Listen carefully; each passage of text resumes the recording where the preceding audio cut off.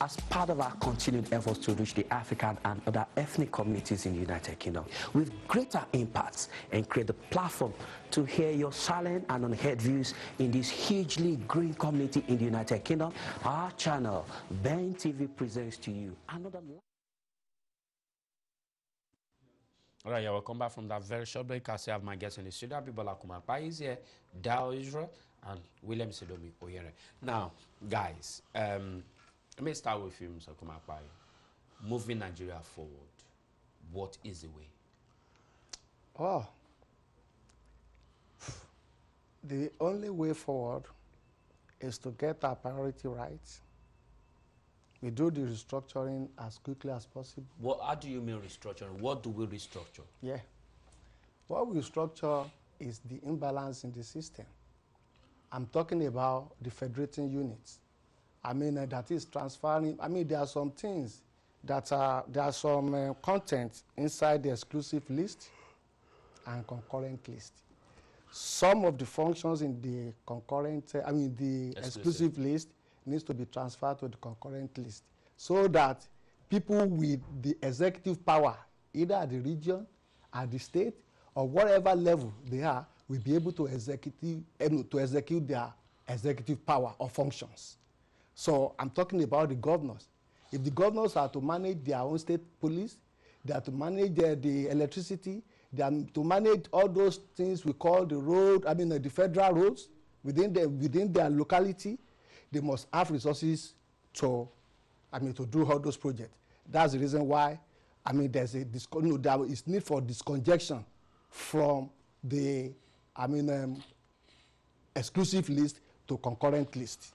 Okay. Thank you. All right. Let me, before I come to you, let me take Julius. Good morning, Julius. Good morning, Julius. Good morning, Julius. Are you there? Good morning, Julius. Good morning. Today. Thank you very much, sir. Good morning. Good morning. Good morning. Are you listening to me? I am. Hello, good morning. Good morning. I can hear you. Good morning. Okay. What I would like to say is that, about IPOP and Buhari and the soldiers, whom I will blame are I will blame the Buhari advisors, like Lai Mohammed and many of them that surrounded Buhari. They are the ones misleading the gentleman. It's a pity that Buhari doesn't even know most of those things that is going on. They are doing everything on the name of Buhari. Let me mention 3 countries that never use against terrorists, that people that I even know are terrorists. They never use soldiers against them. 1970s, in the year 1970s, Germany was bombarded by terrorists, by Christian Clark, one of them, a German terrorist, heavy one. What the German brought out is about 25 million Dutch mark. Anybody who knows where the Christian Clark was. But they never used, at last this man was caught by the police, and they never used, and they killed many police and many soldiers. But still, Germany never used, they never used soldiers. Spain, I was in Spain, the separatists in the north. Spain never used they never used soldiers against them. Only the police all the time. Even though they said they killed, there was a time they killed 10 military men in Spain, in the outskirts of Madrid. They never use police. Even look at Barcelona now. They are agitating for referendum. The Spanish government sent soldiers there. Even yesterday, they were agitating. They said they want referendum. They send police there. Why are we using military men? But it is not that, as I said, it is not even in this country, during the time of IRA and everything, the British police, the British never sent soldiers to the same thing to go and arrest them in the Northern Ireland. But this is a civilian, the civilian matter. Why are you using the police? Even the police in Nigeria, are they not using guns? Are they not the same in Nigeria? If we remove their uniform and put soldiers' uniform on the police, you become a soldier. But why are they using this one? They are misleading this man. IPOP, what they are agitating for is that they are marginalized, which is true. They have been marginalized. I myself, as a Yoruba man, I always say that why is that we abandon the Igbos. They don't want some of them like Tafida, who just said that who is that Tafida, who wanted to be a chancellor in Borno, coming out on the television and saying that APAP is a civilian people. Tafida is very, Mr. Julius, Tafida is very much as terrorists. So automatically, when the soldiers were going there, Tafida is very much entitled to his opinion by what, just the way you are. Let's list Tafida out of it. I saw him on the television when he was going to Nigeria to contest. You as a politician like that, you came out and declared them as a terrorist. He has no right to declare them as a terrorist. I will not tell somebody who is not using gun. Automatically, when the soldiers are going there, they have already thought they are going to face the terrorists. It is not after they killed some of them and they came to declare them as terrorists. They are not terrorists. So that you cannot declare the OPC as terrorists. They are not terrorists. You can mishandle them if you don't understand the politics. What they are agitating for. Ask them, what are you agitating for? Are they not been abandoned? Okay, all right, Mr. Julius. All right, Mr. Julius. Some of them did not even go to school. They say they are born to rule. What are they? Anyway, thank you. All right, thanks for your contribution on the program. Let me come to you, sir. So as we can, that was the way forward for us where we are now at the moment. Yeah, we keep blaming. Yeah, we blame individuals. Is it about the individual or about the institution? What's the way forward? I think it's more of the institution. The First Republic federal government was run on 20% of our revenue. The current federal government is being run on 52.8% of our revenue. So the congestion of resources, the accumulation of resources in the center is the main reason why people want to kill. Just to get to the center, to get their dirty hands. So what's the way forward? What do we do? The way forward is to decentralize. Go back to the formula of 90 praise. But that seems to be difficult now. Nobody is saying that we should take that verbatim. We should take it and return old Eastern Nigeria to Enugu and old Western Nigeria to Ibadan. Nobody is saying that. I had a chat with my colleague here before we came. He said, any state, 2 states can come together, 3 states can come together, and their assembly will pass a resolution by 2/3 majority that they want to come together. So if people want to come together to form to save resources, they are free to do so.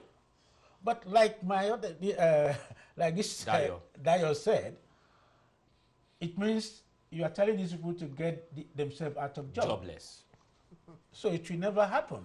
So we as the leadership, the government has to take leadership position. Are the people not the people? That is what they are doing now in leadership. What we need to do is what APC is doing now. They have called for restructuring. But we've had one in 2015. We had one in Obasanjo. No, sir.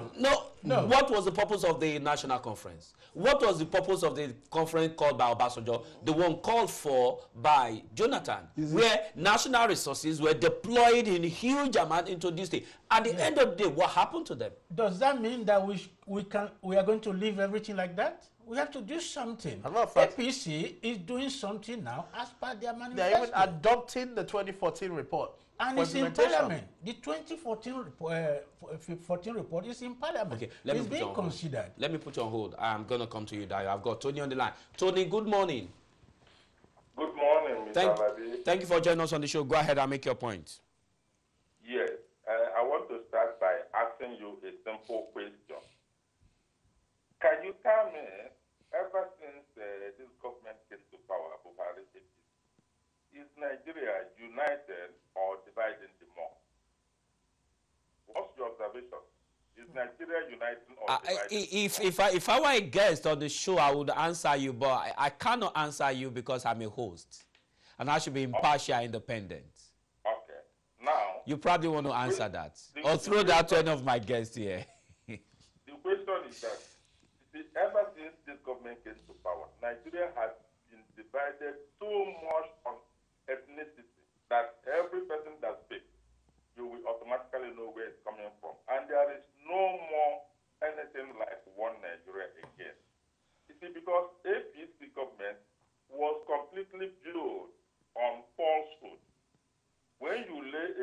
foundation of your house on falsehood. It cannot stand. APC made lots of false promises. There is a lot of ethnic agenda at the expense of one Nigeria. Everything this government is doing is one-sided. It's so lopsided in appointment.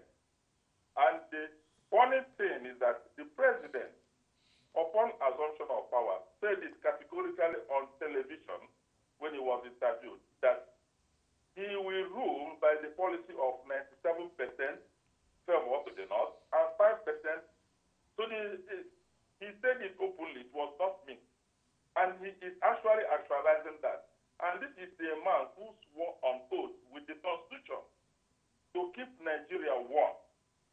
To me, Mr. Tony, so what is the way forward? What we know these are problems, there have always been problems, but what, in your view, is the way forward? Yes, the way forward. If you don't address the problem, there is no way you can move forward because the problem keeps going. Some of the people saying eliminate Nnamdi Kanu, eliminate IPOB. That is not the question because you can kill the messenger, but the message remains there. True. There is no way you can move forward if you don't address the fundamental problem. They are there, and the decision will continue. So what, in your view, is the way forward, addressing these fundamental issues? Fine. The way forward is this. The northern elite who have ruled Nigeria more than any other group should go back and tell their people what actually restructuring is. You don't see restructuring as a way of taking your power. That is the mentality they have there. That is not. So Okay. If you don't restructure Nigeria, let the state, let the region control what they have. Okay, And all right, the Tony. representation Thank you, to Tony. the Thank you for If coming you to don't the show. address that, All right, Tony, I'm sorry, I needed to let you go because of my time. Thank you, Tony. Adayo, in 1 minute. There are 4 issues I want to address. Number one is the fact that there is so much poverty in our country, and I appreciate the effort of the current government, in particular through the Office of the Acting President, in alleviating many of those poverty that we see. So, but it is also fundamental to a lot of the issues that are happening. When people are poor and they're unemployed and they have no resources, the challenge is they are looking for survival. So when a politician knows that he doesn't have any means of income, immediately in fact it uses power, it will jump ship to the opposition so that they can get something to survive on. So we need to deal with the issue of poverty. Then it goes to the issue of values. So we're all talking about the military has no values, and that's why I said it's dangerous to give power to the various units in Nigeria, even more than they have now, because power corrupts easily in Nigeria, in particular because many of the leaders who are there do not have values. The third point is the failures of the system. So you would see, for example, when this government came into power, DSS was doing a lot of the arrests, a lot of the pickups, a lot of the, what is it called, whereas it should have been the job of the police, the EFCC, and the special unit, because also the system is weak. So there are a lot of systems in the government, department of government, like the police force and stuff that should be effective, but they are not efficient. So another part of government has to then rise to the occasion to do the job. But we need to make sure that we make all the systems effective so that even DSS is not, because it's not just the army who is doing the job of the police. The DSS has been doing it for the last few months. Nobody was complaining about that. You understand? So we need to begin to deal with those issues. And finally, which is the most important, leadership. 2019 election is coming. We need to get it right in terms of leadership.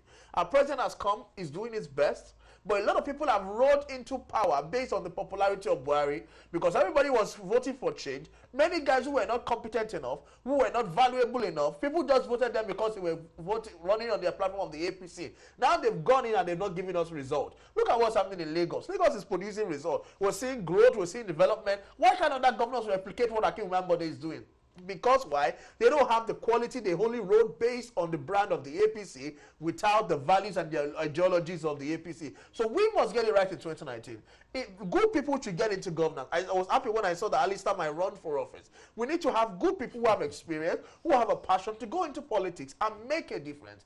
And also, when we get there, we have a responsibility as the office holder of the office of the citizen to monitor and hold government accountable. Over the last few weeks, I've been holding conference in the 6th geopolitical zones of Nigeria, Nigeria's Emerging Political Leaders Forum. We want to get more young people under the age of 30 who are creating ideas, who are building hubs, who are setting up businesses to go into governance. And let's be part of the system that is rewriting the history of the future of our country. And so I want to encourage, as I know this is probably the last thing I'm going to say on this show, that everybody needs to stand up, either you are home or in the diaspora, to make sure that we get leadership right in 2019 at every level, from local government to state government. Because if you deregulate and divide power to people who do not have values, who have no fear of God, and who are not patriotic about Nigeria, you have only put Nigeria on the time bomb. Okay, all right, Dayo. Let me take the last call. Emmanuel. Emmanuel, thank you for joining us on it today. That's the last call I'm taking now. Good morning, Emmanuel.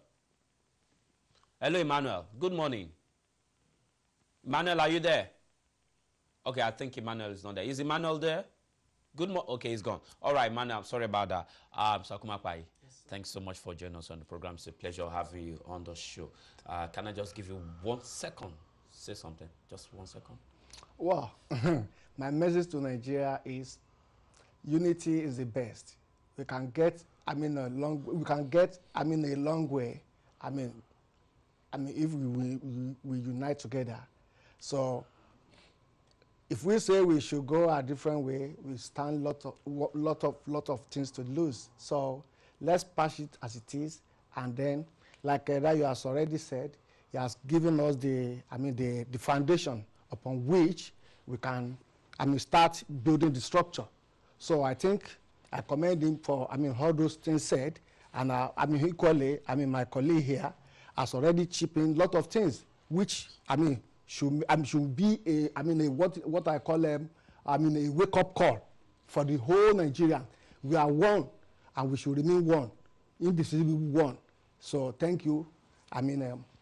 God bless Nigeria. All right. Abimbola Kumapai of Roundtable Series, thank you for joining us on the show. Daizra, Guild Foundation, thanks for joining us. William Isedome Ohere, thanks for joining us on the program. Thank you. My name is Tunde Labe. The program still continues. We're going to go Africa General, Congo, Kenya. I've got guests. I'll be back. You don't go away.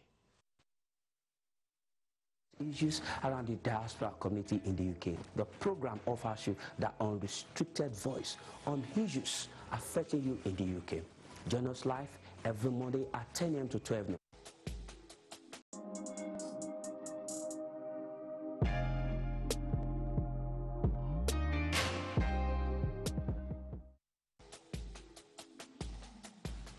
As part of our continued efforts to reach the African and other ethnic communities in the United Kingdom with greater impacts and create the platform to hear your silent and unheard views in this hugely growing community in the United Kingdom, our channel, Ben TV, presents to you another live current affairs television program. Our focus on the program is to review and discuss issues around the diaspora community in the UK. The program offers you the unrestricted voice on issues affecting you in the UK. All right, now we're done with the men. We are now with the ladies. Okay, you're welcome back to the program. It's still Dialogue in Diaspora, coming to you live from our Ben Television studio. We're going Africa-wide now. I've got Francine Mukwaya, human rights activist. Francine, thank you for joining us on the show today. Thank you very much. She's from Congo. Yeah? Yeah, I'm from And I've got Ellen Mbara. Ellen is from Kenya. Ellen, thank you for joining us on the program today. Thank you very It's a much. pleasure having you ladies. Now, quickly, let's look at this issue. Kenya just had this election. Yeah, Loads of up and down. comfortable, yeah.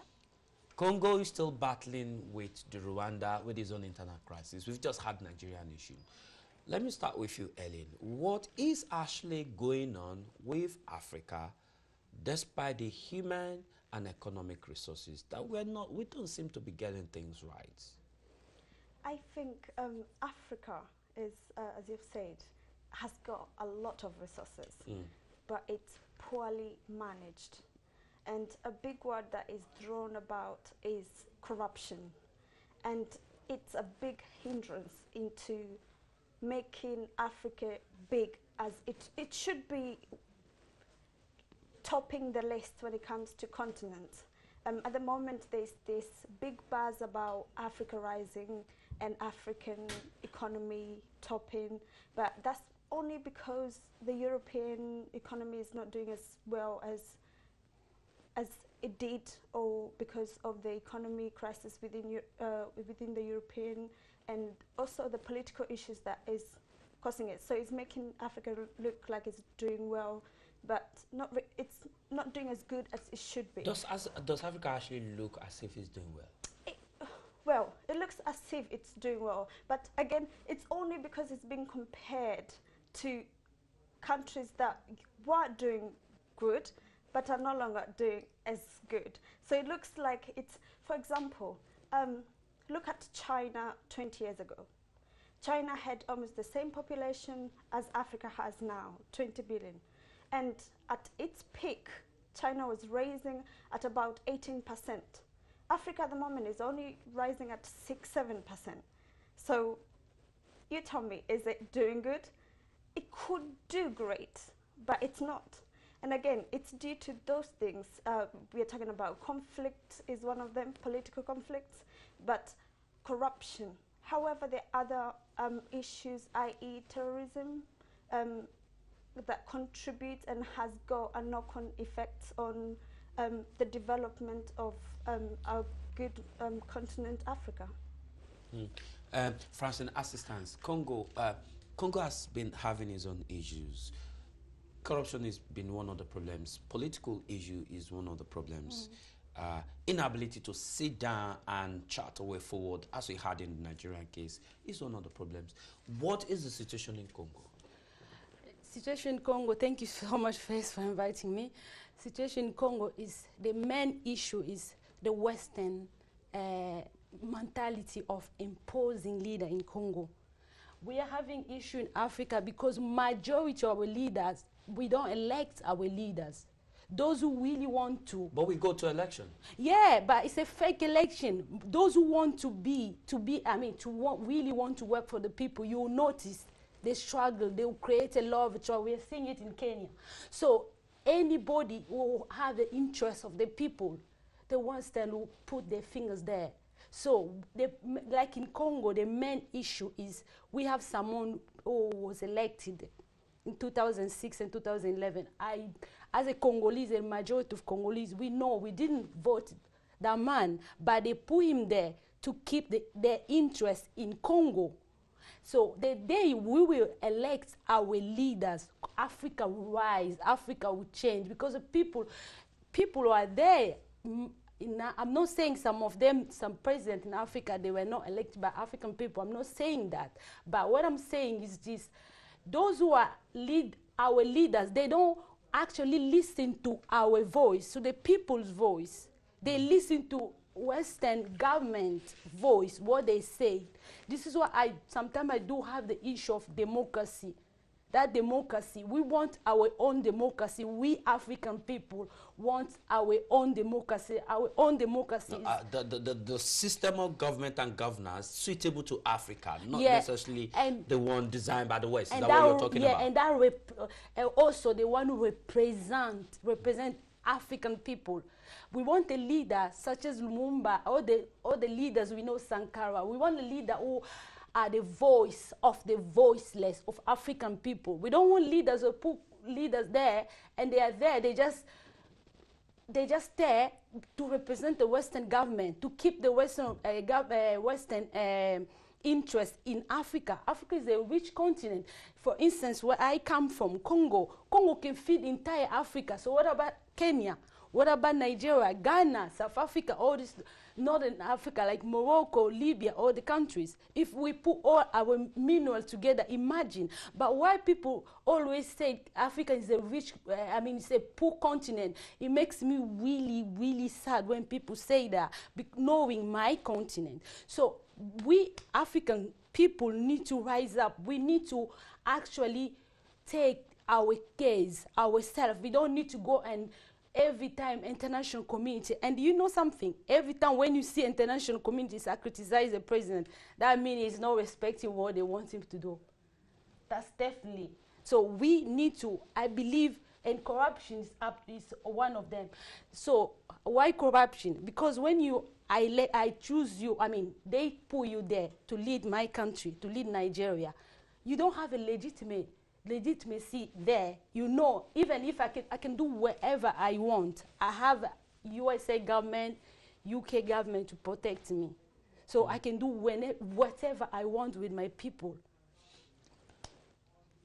Ellen, as it stands, you find out that going to the seaside of Lampedusa, people fleeing wars, people, economic migrants, every single day, you see Africans risking their life on the ICs, trying to find their way to Europe.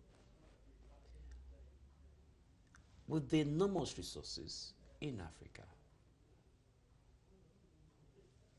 would you say that Africans should stay in Africa to develop Africa, to fight for Africa, and to chart a way forward for Africa, rather than everybody trying to run away from Africa? I think that theoretically, that's what we should do. Theoretically? In theory, yes. But doesn't seem to be real applicable. In practice, you will not sit in a situation where there is no future.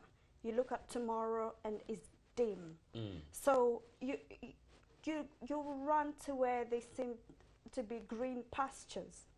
However, today, if you go out there and you do a research, most Africans who are first generations here, who've been born to immigrants who have come here and they've been born here, they want to go back to Africa and develop Africa. They're no longer, they have gained the education, they've gained the knowledge, they have the skills they need, and they are happy, willing, and they are going the opposite direction because they have they have what they need to survive there. In fact, Africa, as you've said, has got, apart from the resources, it has beautiful weather. It has everything people want. It's attracting for people. So people without skill. So Africa, one, is not giving, there's no good education in Africa. Oh, there is good education, but majority of people are not able to access that education. There's no jobs for majority of the people. I'm talking about the average person here. So those people are the ones coming to what seems as green pastures. However, the people here that now have accessed the good education, have acquired the skills, are now going to the green pastures that are Africa to develop or to actually utilize that. Will they be given the opportunity? Will they have a way? Would corruption allow, as you said, will corruption allow things to function? This might sound bad, but because of corruption, they actually get first-class treatment. Because they go and say, okay, I've got a degree from this foreign university, and I have been educated by a foreigner, and for a sad reason, as African, we see foreign as good. We don't appreciate our own. Instead of looking and thinking, oh, this is from Nairobi University, this is our own, they speak our language, they know how to deal with our native people, they are the best. We think, oh, no, the expert is from Cambridge University. What do you know about the local people? You don't. I'll give you a good example. If you were a news reporter and you were talking about British beef, and you said, oh, and now we are joined by Francine from Congo, and you name a university in Congo, people would turn off. What does Francine know about British beef? However, if you're talking about Kenyan sausages, and you said, oh, and we are joined by Francine from Cambridge University, they say, oh, she knows everything about Kenyan sausages. Do you know what I mean? So it's about educating our own people to appreciate our own. So yes, people who have been born here, been educated here, and have got the skills here will get first class. And I'm not in any way, form or shape discouraging people, first generation or somebody like me who has come here at a younger or in my youth and got my education here going back to Africa and developing Africa. In fact, I will encourage it. But to answer your question, yes, they will go there, they will be welcomed and get first-class treatment. Francine, the system, the value system, how much of it is affecting? You've spoken about the West influencing negatively leadership. And we see Africa itself, even from the least to the top, appreciating everything that is of the Western value. How much of the value, African value, is appreciated? According to what Ellen has just said, yeah, oh, it's from Cambridge, it's from Oxford, and meanwhile, somebody from Nairobi University is considered of less value. I think just like Ellen said, we need to put our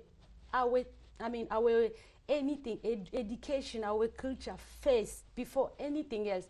I believe culture is part of who we are. If you lost that identity, that you are a different person. If I look at China, for instance, they have their own way of building their life, and they represent who they are. We have Chinese people in the class. You can see it, Japanese. But we, Africa, I'm not saying we don't need to look outside, but we need to put what we've got first. If you look at, I'm Pan-Africanist and activist as well. When I look at our history back, why during colonization, why did they impose us their language? I have to speak English. Or in Congo, we have Lingala, Swahili, Chiluba, Congo. But I have to speak English, I have to speak French. Why? Because they wanted to take what represents us, and then after that, nothing left for us. So we are bound to what they say to us. In the future, if we don't put our own, what represent as African people first, then we'll be going in circle just like forever. I believe that we need to put what represents as African first before anything else. I'm proud African person, African woman, and then I always put interest African first, and it's not being like pushing other people out. No, it's just that's where, and exactly the same thing Western do as well. So interest for African has to come first, and the justice is, issue always have one. Yeah, you mentioned that when you look at how people tell our story. I do have an issue with that when you see expert in the matter of Nigeria or Western Africa. How? So you mean to tell me, I'm not against people to know what's going on in Africa, any part of Africa, but when you look at most of expert, he's expert in the matter of Great Lakes region. He's expert in the matter of West Africa, but you see majority of them are European. I don't have a problem with that, but I want us, African, to tell our story. We need to tell our story. Since the start, if Africans begin to tell their story from the Western perspective, isn't that what we're going to have? Africans telling their stories from Western perspective with very little regard and respect for their own story from the cultural level. But I can tell you today, if I explain to the issue of Nigeria, what's going on in Nigeria, I will tell you the way it is then. For example, The Guardian, they will change a little bit, and it's been going on forever. Forever. When you look at like how they were during when Sankara, Thomas Sankara was president at that time. What did you see how they? Because he wanted to put the interest of people from Burkina Faso first, and then you can see the media how they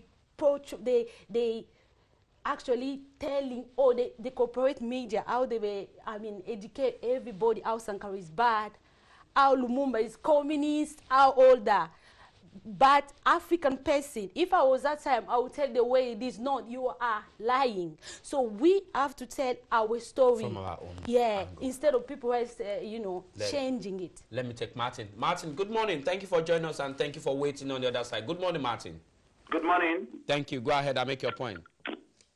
Yeah, I just want to say that Kenya has been able to be a showcase for the world, and especially the African continent, regarding the last Supreme Court judgment that they had after the election, which shows that the judiciary is very much independent and has been able to perform excellently well in that country. And I tell you, the Kenyans are people that I really, personally, am proud of them. I've never been there, but a country that showcases the wildlife and promotes tourism, which is one of the best in the world. I mean, that's a country to really, really reckon with. And I really appreciate them for who they are, regardless of the challenges. And for the first time, looking at the scenario of the judgment, for the first time in the history of Nigeria, we have a president who said that the judiciary is one of the problems that we have as a nation in Nigeria, which shows the sincerity of the head of government in Nigeria.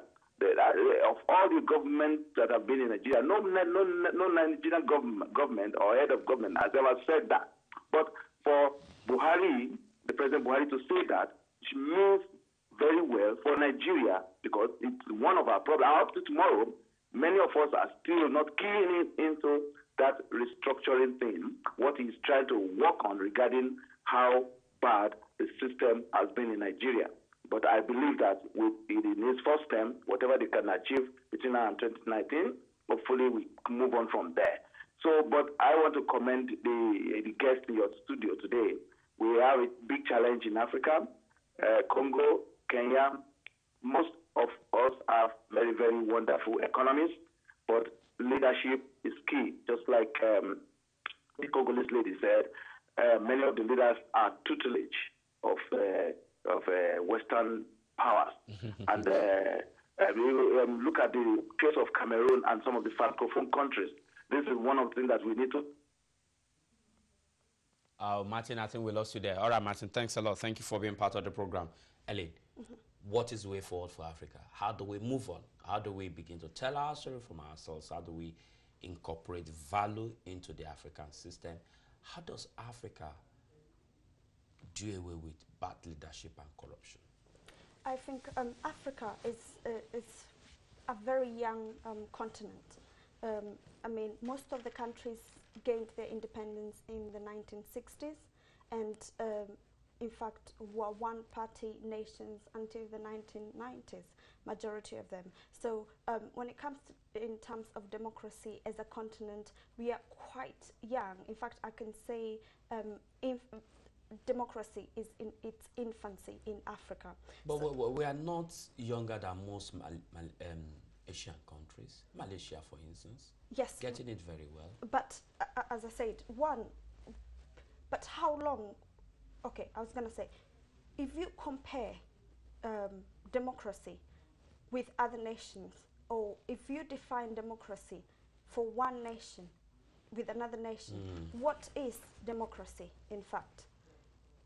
Because one of the questions that you often hear in regard to Africa is, can Africa have democracy? Or will Africa ever have democracy? Or could we even gain democracy? Or is Africa ready for democracy? Meanwhile, Africa had democracy before colonial times. So yes, we are young. Democracy is in its infancy, but that's the colonial, or that's the Western democracy I'm talking about. When it comes to the actual democracy, it's ancient. We've been democratic in the continent has had democracy ever since the chiefs were there. We had rules that were there and governed every village that were not content. There was exchange of power without conflict. There was no one community oppressing another. So we had democracy for a long time. And I think I've said this here before. When the colonial rulers came, they left, and the master left, and the servant stepped on the stone, and the servant became the master. And that's the problem. So for Africa to go forward, for me, I believe the system has to be abolished. We need to take a step back, define our own democracy as Africa, because we are different as a continent. We have got very strong and beautiful cultures in Africa.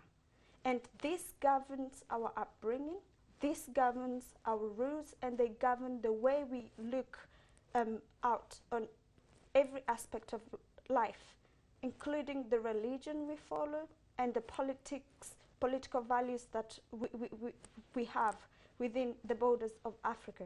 So for Africa to actually go forward or to change in terms of even corruption. So a child is not born corrupt, I don't think. They say corruption runs in the blood in Africa. It can't be true. They learn it.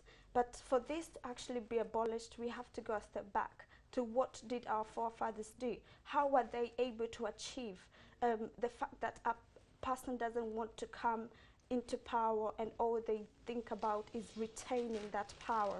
So we have to step back and really look into our own rather than compare and see, define democracy in a Western way or compare democracy with Western countries, define our own African democracy. I think that's the only way we can go forward. Francine? For me, I have three things I would say is we need a strong institution, not strong men. In Africa, we have strong men. You know, I don't really consider that African United, African AU, that group. Because it's African Union, yeah. It's a group of dictators. I'm not saying all of them are dictators, because some of them, they were elected, right? But majority of them. If you're giving me Paul Biya, giving me saying something in that African Union, do you think I'm going to listen to him? Because it's been there before I was born, 30-something years in power in Cameroon. So we need strong institutions, not strong men. We need institutions that represent us, African people, that represent our district, our region, our villages, our people. And young people. Yeah, and the young people. And women, because if there is no women at the table of decision maker, Africa won't change. Where I come from, where GRC, we used to be Congo Kingdom, and we used to have a queen like Queen Zinga. We had the leaders, women leaders. So we need to, like you say, we need to look back our past as well. And this discrimination of women or of age discrimination, we need to look at it. All that come from a strong institution, not the dictators. Let's take Congo for instance. What is the institution like in Congo? We have constitution, we have everything there. People, voted for it, but they don't respect anything. Kabila can come anytime he want to. I want this. He control the justice. He control everything. So freedom of speech in Congo, that's really exist. If you talk about Kabila and that, the way I'm talking right now, obviously, you know in 3-4 days you're going to be in jail, in prison, they're going to kidnap you, something like that. So it's really, we have a strong man in Congo, but not a strong institution. And the result of it is instability. Everybody want to, I want to be like him, I want to take over. And then you see we have a lot of coup in Africa, we have militias, war, all that. And then we are not, all the mineral we have in Africa, people coming from outside are taking it. In Congo, all the trouble in the eastern part of Congo, what we have now in Kasai Central, the heart of Congo, there is a trouble there in Kasai. So Kasai is a rich province as well in terms of diamond. Kasai got a lot of diamond. So Congolese people are getting nothing from it. So this trouble in Congo. So why are the people taking the diamond? The multinational are taking it. Soon as they come to your village, they rape all the women. And then the people who run away, they kill the people. People run away and then they'll leave the village empty. And then the mine company will come and start getting access to mineral for free. Kabila is there. What is the government doing? It doesn't do anything. What he wants is that you can get anything you want as long as stay in power. That's why they kept him there. He's supposed to be stepped down in 2016, December 2016, but why he's still there? Because he is doing what the Western government wants him to do. He's giving them access to mineral as long. The constitution. Yeah. And so, no, you wanna say something? And that's one of the biggest, another big problem we have in Kenya. Even when there is a governing constitution, some leaders have really come and abused or disrespected the constitution. So one of the key factors that really will govern or will provide a democratic government is, one of them is a presidential time limit that would ensure a president, like the Congo president, would serve his time, go and pave way. What if he puts, after his time, he puts his stooge there? Who will continue to do his bidding? Sorry? What, after his time, he puts somebody of his own that will continue to do what he says? I was going to come to my second point. Which, so the one of the points is presidential term limit. The second one is a free and fair election. So the people are able to voice or to elect a leader of their own. So somebody who is accountable, somebody who is there that will deliver, and somebody who is there for the people, so a people's choice. So with those two elements, then a country will have a democratic government. But even then, with those two, i.e. Congo has got a presidential time limit, but the president went there and changed that. No, it didn't actually change the constitution. What he did is he said we don't have money to organize election. And imagine Congo, a rich country. So he said there's no money to no organize money, election. And then so he's still there. And then there are people said, okay, let's give him another 1 year. He's going to stay there. He knows that he's got people from all this majority of Western government are behind him. So they're supporting him. That's why I said that we need, if we didn't elect Kabila in the first place. So he's there, they put him there. So he's got people behind him supporting him. So this is why he doesn't care about the people. Let's go to Kenya.